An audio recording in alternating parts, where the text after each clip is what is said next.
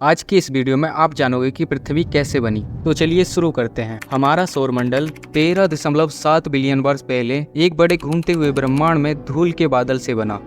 इस धूल के बादल की घूमने की गति बढ़ी और एक प्रकाश के चारों ओर घूमने लगा। इसकी गति बढ़ने से एक बहुत छोटे ग्रह की तरह बन गया, जिसमें हाइड्रोजन और हीलियम की भारी ऊर्जा बची रही।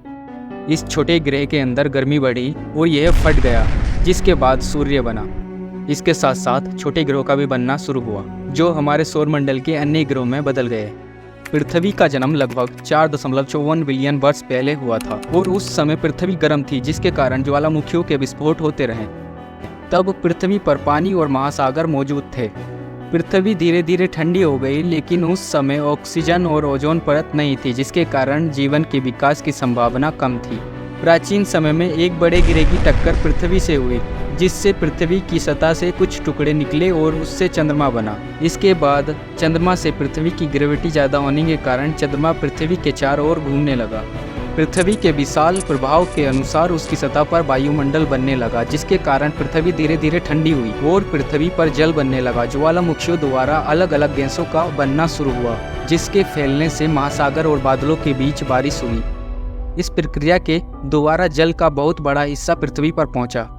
बार बार धूमकेतुओं की टक्कर से वातावरण में बदलाव हुआ, जिसके कारण बर्फ बनने लगी, जो जल का मुख्य स्रोत था। इस प्रकार पृथ्वी के वातावरण में बदलाव हुआ और फिर से महासागर उत्पन्न हुए। पृथ्वी का इतिहास, जो 2.5 अरब से 54 करोड़ वर्ष तक चला, इस दौरान महाद्वीपों का निर्माण हुआ और प्लेट टेक्टोनिक की घटना हुई। ऑक्सीजन से भरपूर वायुमंडल बनने में महत्वपूर्ण योगदान था।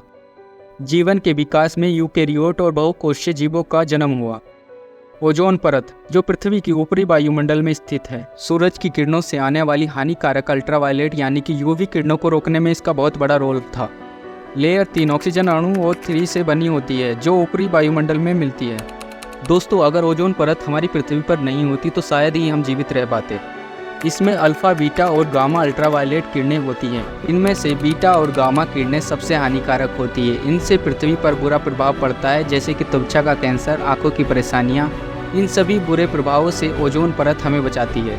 1960 के आसपास प्लेट टेक्टोनिक के विकास के साथ भूगर्भ शास्त्री वैज्ञानिक ने पुराने महाद्वीपों की गतिविधियों का अध्ययन किया। उन्होंने देखा कि कई 100 मिलियन वर्ष पहले सभी महाद्वीप एक साथ एक सुपर कॉन्टिनेंट में थे, जिसे पेंजिया कहा जाता है। इसके बाद सुपर कॉन्टिनेंट टूटना शुरू हुआ और नए महाद्वीप बने। लगभग 800 मिलियन वर्ष पहले यह संभावना है कि सुपर कॉन्टिनेंट पुनः एक साथ हुए। इसका प्रमुख कारण महाद्वीपीय टकराव था, जिसे पैन अफ्रीकन और ओजोनी कहा जाता है। इस दौरान वर्तमान अफ्रीका, दक्षिण अमेरिका, अंटार्कटिका और ऑस्ट्रेलिया के महाद्वीप एक साथ हो गए।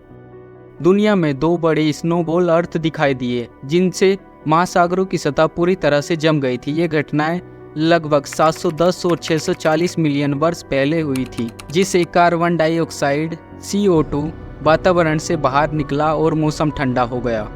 बर्फ से जमी सतह के बावजूद जीवन का विकास हुआ। नए प्रकार के जीवों की शुरुआत हुई, जिन्हें बायोटा कहा जाता है।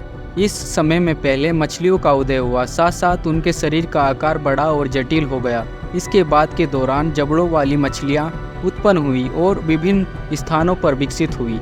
धीरे धीरे उन जीवों का विकास हुआ जो भूमि पर जीने की क्षमता रखते थे, जिन्होंने भूमि और जल में जीवन जीने की क्षमता विकसित की। लगभग 250 मिलियन वर्ष पहले पृथ्वी पर एक भयंकर घटना हुई, जिसके कारण पृथ्वी पर मौजूद जीवन का 95% समाप्त हो गया।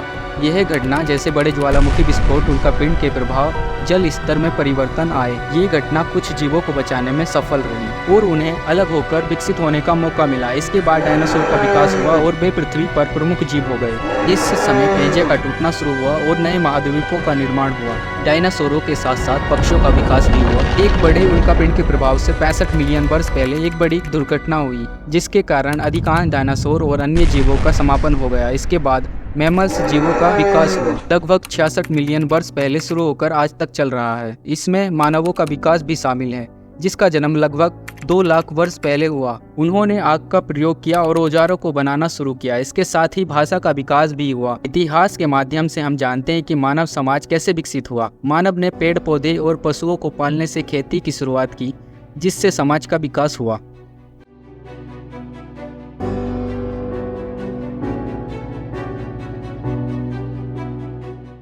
वीडियो अगर अच्छी लगी है तो चैनल को सब्सक्राइब करें, लाइक करें।